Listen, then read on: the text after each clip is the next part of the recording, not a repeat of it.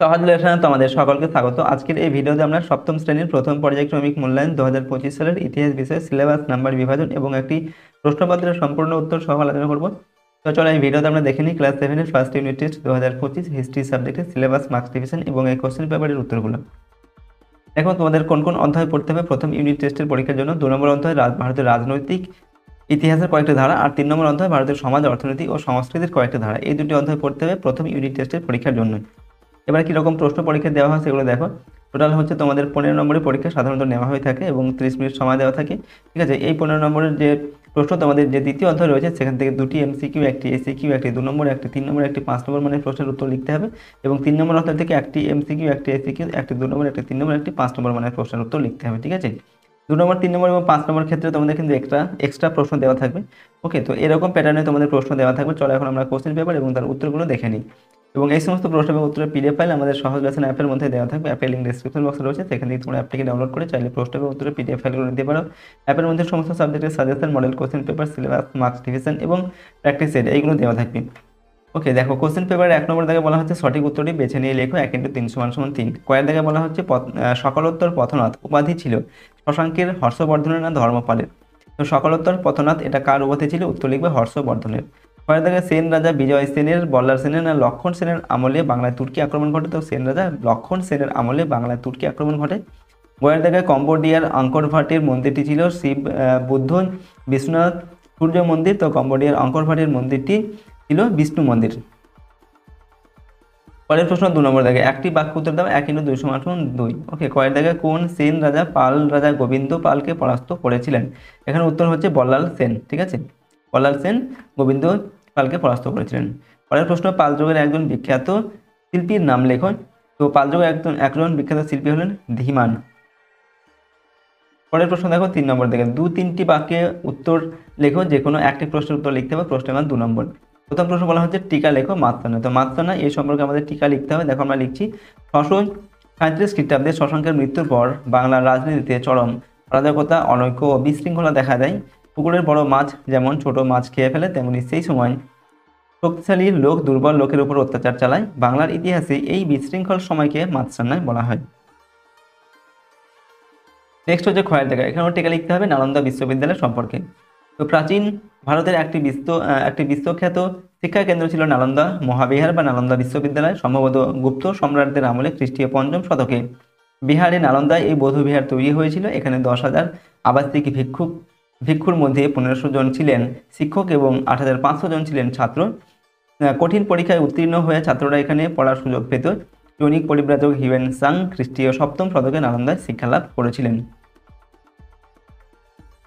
Next প্রশ্ন 4 নম্বর থেকে 4-5টি বাক্য উত্তর লিখো, যে কোনো একটি লিখতে হবে। প্রশ্নের মান 3 নম্বর। প্রথম প্রশ্ন সুলতান মাহমুদ ভারত থেকে লুট করা সম্পদ কিভাবে ব্যবহার করেছিলেন? দেখো উত্তর লিখবে খ্রিস্টীয় 11দশ শতকে গজনীর সুলতান মাহমুদ আনুমানিক 1000 খ্রিস্টাব্দ থেকে 1027 খ্রিস্টাব্দ পর্যন্ত প্রায় 17 বার ভারত আক্রমণ করেন।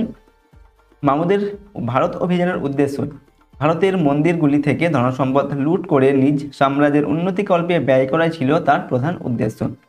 ঠিক আছে, লুণ্ঠিত সম্পদের বা ধনসম্পদের ব্যবহার কিভাবে তিনি সেই সম্পদ ব্যবহার করেছিলেন সেটা আমরা লিখছি। ভারত থেকে লুণ্ঠিত ধনসম্পদে মাহমুদ প্রথম হচ্ছে নাম্বার এ বা নাম্বার 1 দিয়ে লিখছি আমরা। দেখো তার রাজধানী গজনী এবং অন্যান্য শহরকে সুন্দর করে সাজিয়ে তুলেছিলেন। 2 নম্বর হচ্ছে গজনীতে প্রাসাদ, মসজিদ, গ্রন্থাগার, বাগিচা, জলাধার, খাল এবং আমু নদীর উপর বাঁধ নির্মাণ করেছিলেন। 3 নম্বর গজনীতে একটি বিশ্ববিদ্যালয় তৈরি করে সেখানে ছাত্রদের বৃত্তি ও শিক্ষকদের বেতন এর ব্যবস্থা করেছিলেন। ঠিক আছে, এইগুলো তিনি করেছিলেন ভারত থেকে সম্পদ লুট করে। এরপরে প্রশ্ন ক্ষয়ের থেকে টিকা লিখতে হবে কৈবর্ত বিদ্রোহ সম্পর্কে। তো বাংলায় পাল শাসনের 11দশ শতকের দ্বিতীয় ভাগে কৈবর্ত বিদ্রোহ ঘটেছিল। কৈবর্তরা ছিল সম্ভবত নৌকার মাঝি বা জেলে। সন্ধ্যাকর নন্দীর রামচরিত কাব্যে এই বিদ্রোহের বিবরণ রয়েছে। ওকে, বিদ্রোহী ও বিদ্রোহ। এই বিদ্রোহের 3 জন নেতা ছিলেন দিব্য বা দিবক, রুদক এবং ভীম। পাল রাজা দ্বিতীয় মহিপালের শাসনকালে দিব্য ছিলেন পাল রাষ্ট্রের কর্মচারী। পালদের দুর্বলতার সুযোগে তিনি বিদ্রোহ করেন। এরপর দেখো বিদ্রোহের বিস্তার সম্পর্কে লিখছি আমরা। দ্বিতীয় মহিপাল বিদ্রোহ দমন করতে গিয়ে নিহত হয়েছিলেন। ওকে, দিব্য বরেন্দ্র দখল করে সেখানকার রাজা হয়ে বসেন। নাম্বার সি বিদ্রোহ দমন। কৈবর্ত নেতা দিব্য, রুদক ও ভীমের শাসনের ফলে পাল রাজাদের শাসন উত্তর বিহার ও উত্তর পশ্চিম বাংলা সীমাবদ্ধ হয়ে পড়েছিল। রামপাল বাংলা ও বিহারের সামন্ত নায়কের সাহায্যে ভীমকে পরাজিত ও নিহত করে বরেন্দ্র অঞ্চল উদ্ধার করেন। তো এরকম আমরা কৈবর্ত বিদ্রোহ সম্পর্কে এই টিকাটা লিখলাম। এরপরে প্রশ্ন দেখো 5 নম্বর দেখে 8-10টি বাক্য উত্তর লেখো যে কোনো একটি প্রশ্নের মান 5 নম্বর। প্রথম প্রশ্ন, শশাঙ্কের কৃতিত্ব আলোচনা করো। আমরা উত্তর লিখছি দেখো, শশাঙ্ক গুপ্ত সম্রাট মহাসেন গুপ্তের অধীনে একজন সামন্ত ছিলেন। পরবর্তীকালে 606 খ্রিস্টাব্দে শশাঙ্ক স্বাধীন গৌড়ের শাসক হন। নাম্বার এ, শশাঙ্কের রাজ্য বিস্তার সম্পর্কে আমি লিখছি।